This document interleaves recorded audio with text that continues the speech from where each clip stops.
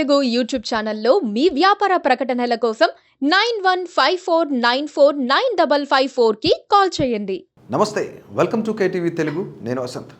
గత రాత్రి నుంచి కురుస్తున్న వర్షానికి దేశ రాజధాని ఢిల్లీలో కొత్తగా కట్టిన ఎయిర్పోర్ట్ రూఫ్ ఈదురుగాలుల తాకిడికి కుప్పగూలిపోయింది.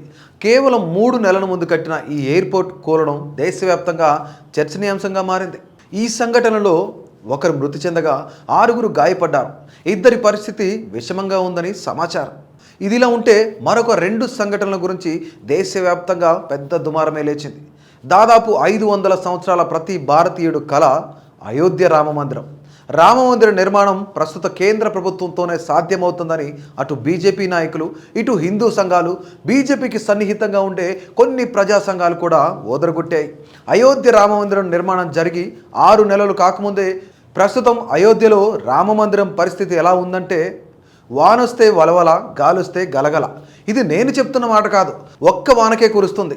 నీళ్లు బయటికి వెళ్ళే మార్గం లేదు. రామమందిరం లోపల అర్చకులు కూర్చునే దగ్గర, భక్తులు దర్శనం చేసుకునే దగ్గర ఇలా 3 ప్లేసుల్లో వాటర్ లీక్ అవుతుందని రామమందిర పెద్ద పూజారి సత్యేంద్రదాస్ చెప్పిన మాట.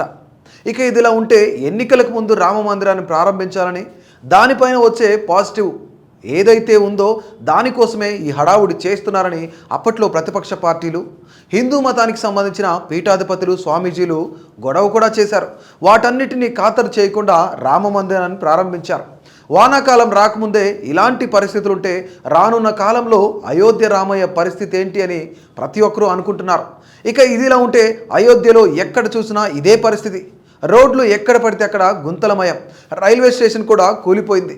ఇక ధర్మశాలలకు మురికి నీరు చేరుతుందంటే అక్కడ ప్రజల పరిస్థితి అగమ్య గోచరమనే చెప్పాలి. ఇక ఈ కట్టడాలన్నీ కూడా రామమందిర నిర్మాణంతో పాటు జరిగినవే. ఇవి ఇలా ఉండగా బీహార్లో పరిస్థితి మరింత తీవ్రతరమనే చెప్పాలి. 35 రోజుల వ్యవధిలోనే వరుసగా 3 వంతెనలు కూలిపోయాయి. ఈ కట్టడాన్ని నాణ్యతా లోపం, నిర్మాణ లోపంగా చెప్పుకోవాలి.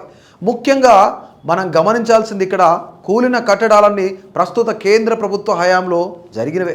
ఢిల్లీ ఎయిర్పోర్ట్ రూఫ్ కూలడంతో ఏవియేషన్ మినిస్టర్ రామ్మోహన్ నాయుడు స్పందిస్తూ ఇలాంటి కట్టడాలు ఇంకా ఎక్కడ జరిగాయో అవి గుర్తించి ఇలాంటివి జరగకుండా జాగ్రత్తలు తీసుకుంటామన్నారు.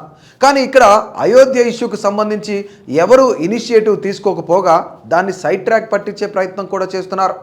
చెట్టుకైనా పుట్టకైనా, గుడికైనా బడికైనా, పార్టీకైనా ప్రభుత్వాలకైనా కూలిపోయే కాలం వస్తే ఎవరు మాత్రం ఏం చేయగలరు? Please do subscribe to Please do subscribe to Please do subscribe to Please do subscribe to Please do subscribe to Please do subscribe to KTV Telugu. KTV Telugu. KTV Telugu. KTV Telugu. KTV Telugu. KTV Telugu. Please do subscribe to KTV Telugu.